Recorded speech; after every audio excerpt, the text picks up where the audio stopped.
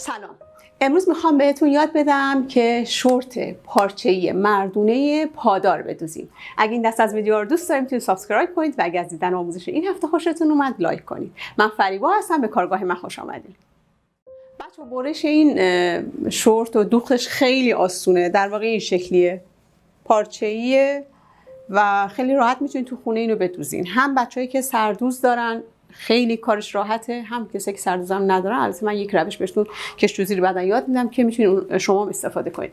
اصلا نیازی به الگو در واقع نداره، اما برای اون افرادی که کشیدن یه سری از این خطوط روی پارچه سخته و نمیتونن تمرکز کنن روی این قضیه، من ترجیح میدم همیشه یه الگو براتون در بیارم. حالا اگه دوست داشتین با الگو استفاده کنید، اگه هم دوست نداشتین میتونید رو خود پارچه همین عملیات رو انجام بدین و این شورت رو ببرید. این شورت رو الان برای سایزی که دور باسن 110 در واقع دارم الگوشو براتون میذارم. یه کادر اصلی بچه‌ها داریم. این خط کمره، این خط قرمز، این کادر اصلی مونه. توی قسمت کمر 1/2 دور باسن دیگه، چون قراره کشف کنیم دور کمر نه. 1/2 دور باسن به اضافه 5 سانت، 4 تا 5 سانت خیلی خوبه. این خط قرمز رو میکشیم و از همین دو طرف این خط به اندازه بلندی قد باسن میاییم پایین. قد باسن برای این سایز 22 سانت اندازه مناسبیه. پس شد 1/4 دور باسن به اضافه 5 سانت، طولش هم 22 سانت قد باسن. بعد از 22 سانت قد باسن 7 سانت میام پایین، از اینجا تا اینجا 7، اینجا هم نوشتم براتون 7 سانت به عنوان قد فاق و دوباره خط پایین رو میکشم. تو قسمت پیش توی خط فاقم 7 سانت میرم بیرون و در قسمت پشت 10 سانت میرم بیرون. تو قسمت پیش 7 سانتی رو که رفتم بالا هلالش رو وصل میکنم به خط باسن و تو قسمت پشت 10 سانتی که رفتم بیرون. تقریبا بچه‌ها میتونم این یه تیکه رو نصف کنم، از کمر تا فاق رو نصف کنم، اینجا رو به دست بیارم و اینجا رو یه هلال فاق پشت بکشم. این شد تا اینجا. حالا از قسمت پایین، از قسمت فاق من 10 سانت اومدم پایین. اگه شما میخواین این لنگه های این شورت یکم بلندتر باشه میتونید تا 15 سانت هم بیاین پایین. مثلا برای افرادی که یکم توپلن، چاقن، رون چاقی دارن، بهتره که این قد پا حتی بلندتر هم باشه، براشون راحت تره. من الان 10 سانت اومدم پایین و دوباره پایین رو یه خط کشیدم. این شد کل از کمر تا اینجا شده قد شورتم. این خط وسطه. این اندازه‌ای که کشیدم 55 سانت به اضافه 5 سانت شده 60 سانت دیگه. از اینجا تا اینجا شده 60. خب اینو نصف کنید میشه خط وسط. دوست داشتین حالا 1 سانت به پیش اضافه کنید یا 1 سانت به پشت اضافه کنید، اون دیگه دست خودتونه، ولی همین خط رو میتونید نصف کنید بیاین پایین.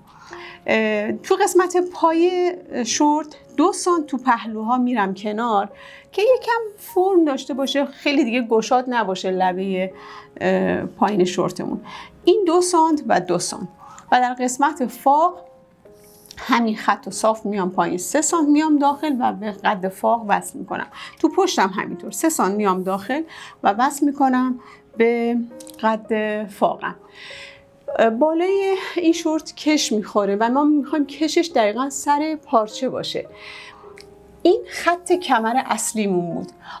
بچه تو قسمت پیش 3 سانت بیاین پایین و این 3 سانت رو بیاین به خط فاق پشت صفر کنید و برای اینکه یکم هم خوش فرم تر باشه 1 سانت میتونید بیاین داخل، مثل شلوارا دیگه، مثل شلوار راحتی، شلوار زنون هم همینطوریه. از اینجا 1 سانت میایین داخل، بعد این هلال رو وصل میکنید به این 1 سانت و این 3 سانتی که اومدیم پایین و به اینجا رفتیم. برای جلوی این شورت یه نقاب میخوایم بدوزیم که خیلی راحت تر باشه استفاده کردن براشون، چون این حالت نقاب رو داشته باشه، روش دوخته میشه روی شورت که پشت و پیشش رو اشتباه نکنن. یه نقاب میتونه بنزی 4 تا 5 سانت باشه. از این خط سبزی که بچه اینجا کشیدم، یعنی بعد از اینکه 1 سانت رفتم اومدم داخل، از اینجا 4 تا 5 سانت میام بیرون و این نقاب رو تا خط باسن میکشم. برای کش کمرش من میخوام یک کش 3 سانتی بهش بدم و روی پارچه باشه، یعنی یک کمر جداگونه در واقع نیست. از این خطی که 3 سانتی اومدم پایین به اندازه‌ای که میخوام کش بدوزم 1 سانت بیشتر، یعنی به اندازه پهنای کشم به اضافه 1 سانت. پهنای کشم 3 سانته، 1 سانت هم میرم بالا میشه 4 سانت. پس از این خط سبز بچه‌ها 4 سانت میرم بالا و این خط نارنجی رو در واقع میکشم، چون میخوام کش برگرده روی خود شلوار، روی خود شورت. بچه‌ها در واقع میخواد این شکلی بشه کار. ببینید این کش داخلیشه که خودش برگشت، یعنی تیکه اضافه ای نداره، و این قسمت نقابشه که دوخته شده روی خود شورت و این میشه همون شورتی که میخواد قرار سر آخر از این الگو در بیاد. دیگه فکر نمی کنم چیزی مونده باشه. بریم با هم که اینو رو پارچه بندازیم و ببریم. الگو رو میندازم رو پارچه. بچه‌ها یه خط راسته روی الگو ایجاد میکنم، یعنی الگومو تا میزنم روی خط فاق یا روی خط باسن. یه خط میفته، این میشه خط راستام. نسبت به این خط رو نسبت به ترکیه پارچم حساب میکنم که الگوم کج نباشه دیگه، همین قشنگ صاف باشه.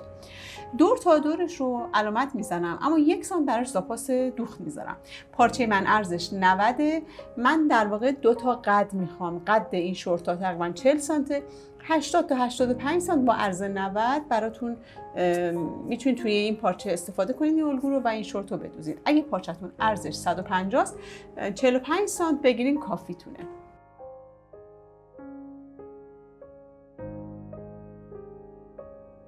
خیلی راحت بچه‌ها. اصلا حتما اگه واقعا دارین کسی رو که میتونید براش بدوزین، بگیرید پارچه‌های نخی بگیرید. میتونید از فروشگاهایی که از مغازه‌هایی که لباس مردونه میفروشه، پارچه‌های پیرن مردونه میفروشه، برید اونجا ببینید تیکه پارچه‌های ته طاقه‌شون اگه داشتن خیلی هم قیمتش ارزون در میاد براتون.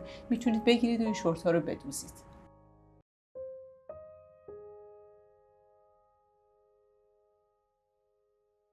1 سانت زاپاس دوخت کافیه براش. این کاملا گشادی داره و اصلا دیگه نیازی به زاپاس اضافه هم نداره.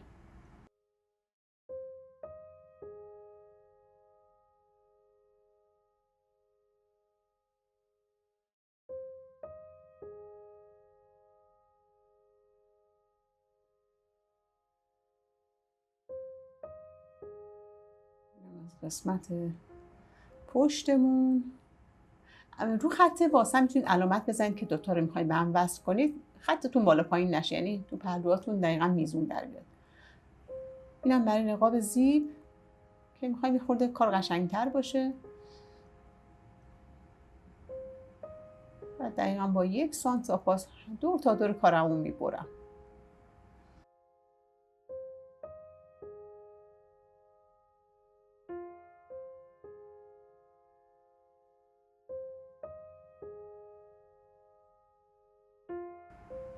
تو قسمت نقاب بچه‌ها فقط یه دوخت سردوز میخوره و برمیگرده به خود لباس و دوخته میشه.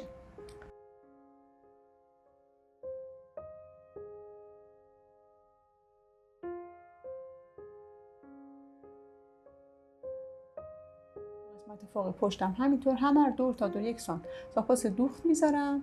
تیکه تیکه بهتون نشون میدم چجوری میخوام اینو بدوزمش. دوختش خیلی راحته و واقعا زمان نمیبره. فکر کنم شاید 1 ربع تا 20 دقیقه شما میتونید راحت اینو بدوزید.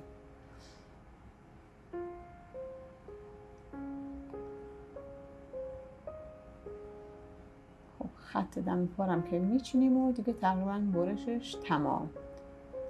فقط تو قسمت فوق این خطی که 1 سانتی که اومدم داخل و اینم یه علامت میزنم، چون باید کاملا دوخته بشه بره تا بالا. ببینید این قشنگ تا این هلال فوق باید دوخته بشه. خب مثل همیشه الگوامون رو با احترام میذاریم کنار، دونه دونه الگو رو در میارم، دونه دونه هم میدوزم.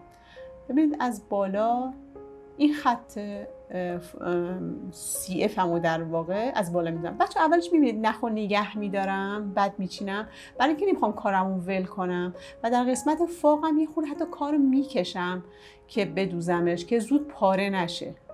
میبینید یکم با کشش اینو میدوزم. خب این از فوق جلو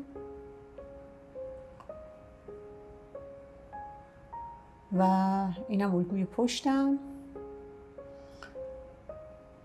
الگو رو بر میدارم، اینجا هم اول فوق پشت رو میدوزم. وقتی هم که هر درزی رو که میدوزم بچه‌ها سردوز میزنم.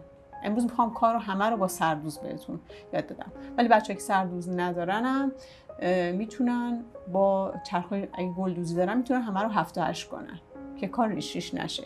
یا مثل دوخت فرانسه یا مثل دوخت بغل شلوار جین میتونید دولا بدوزینش و برگردونید و حالت 2 درزه بشه در واقع. حتما دوخت 2 درزه رو براتون میذارم. خب هر درزی رو که گفتم میدوزیم، سردوز میزنیم. تو قسمت سردوزم اگه چرخ سردوزتون میبینید داره یه خورده کارو جمع میکنه، یه خورده با دستتون بکشید. بچه‌ها خیلی یاد این موضوع میخوام بهتون تذکر بدم که دارین کار میکنید هیچ وقت سنجاق نباید تو کارتون باشه. خیلی تو قسمت سردوز مواظب باشید. کارو میدوزیم و اتو میزنیم. بچه‌ها ببینید این قسمت نقاب بود، برمیگردونم به یک طرف لباسمون. حالا فرقی نمیکنه چپ یا راست. عین خود مدل نقاب زیب از بالا تا این هلال پایین رو باید بدوزم. من از پشت میدوزم که شما ببینید چی کار دارم میکنم، ولی شما میتونید از رو بدوزینش همون اول. بچه این قسمت آخر میتونید یه چرت کوچولو بزنید که کارتون تمیزترم بیسته. خب حالا ببینید از رو میدوزم. حالا 2 تا دوخت بغل هم میشه در واقع دیگه، مثل زیپ شلوارا. هر درزیرم که میدوزین لطفا اتو بزنید. قسمت فوقو هم در پیش هم در پشت یه حالت دوخت نیش میرم برای اینکه زود پاره نشه، زود شکافته نشه درزا. در مورد پشتش هم همینطور. درزا به یه طرف میخوابونم و این دوخت نیشی که بهتون یاد دادم یه دور روش رو چرخ میکنم. حالا میتونید 2 میل بریم، میتونید با نیم سانت فاصله بریم. اینم از این. خب این پشت کارمون، اینم پیش کارمون. رو به رو میذارم. 2 تا پهلوها رو و فاق داخل پا رو سنجاق میزنم و میدوزمش. این از پهلوها.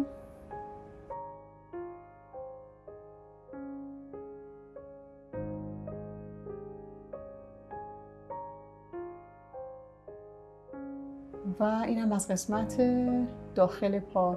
همه رو سنجاق میزنم، میدوزم و بعد سردوز میزنم. به همین راحتی. خب اینم از دوخت پهلوها و فاق. حالا قسمت پایین پامونم 1 سانت برمیگردونیم و چرخ میکنیم. حالا رسیدیم به قسمت کش کمر که قسمت اصلی کارمونه. هر چقدر که دور کمرتون بود 20 تا 25 سانت از دور کمرتون کم کنید و کشتون رو ببرید. من الان اینجا دور کمرم 100 بوده، من 25 سانت کم کردم و شده 75 سانت کش. کشم رو به 4 قسمت تقسیم میکنم. سر و ته کش رو میدوزم در حالی که کش نپیچیده باشه. 2-3 بار بدوزینش که کش پاره نشه.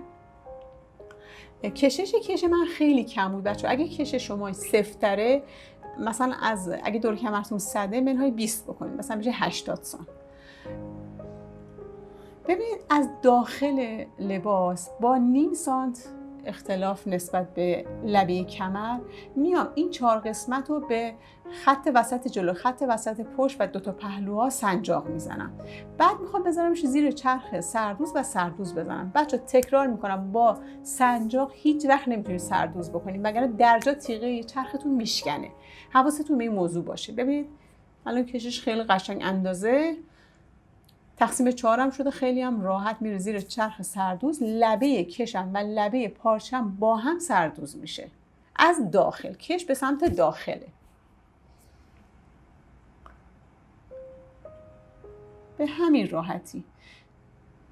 سنجاقا رو خیلی احتیاط کنید. یادتون باشه اگه فکر میکنید که حواستون سر این قضیه خیلی جمع نمیتونه باشه، یه 2 تا کوک یا بست بزنید. آها اینجا هم این قسمت هم بچه‌ها در رفت، ولی دوباره اینو من میدوزمش. ببینید نیم سانت لبه کارم اضافه داره، ولی الان کشم کاملا داره سردوز میشه به لبه لباسم. سنجاق رو دوباره تاکید میکنم خیلی احتیاط کنید بچه‌ها، تیغتون میشکنه اگه با سنجاق کار کنید. خب اینم شد از کش کمرمون. اینجا رو بذارین درستش کنم. خیلی راحت الان همینو برمیگردونم و میذارم زیر چرخ و به همین راحتی میدوزمش. میتونید درجه چرختون رو یک کم هم درشت بزنید. لبه کشتون هم کاملا رو لبه دلا واسه، یعنی اصلا بالای شلوارتون گشاد نده. درزارم قشنگ بیارین روی هم که خطتون کج نشه. ببینید بچه‌ها خیلی راحت بود. ما تقریبا دوخت شلوارمون تموم شد، در واقع دوخت شورتمون تموم شد به همین راحتی. اینم از شورت. مرسی که امروز همراه من بودین. تا دیدار دیگر، بدرود.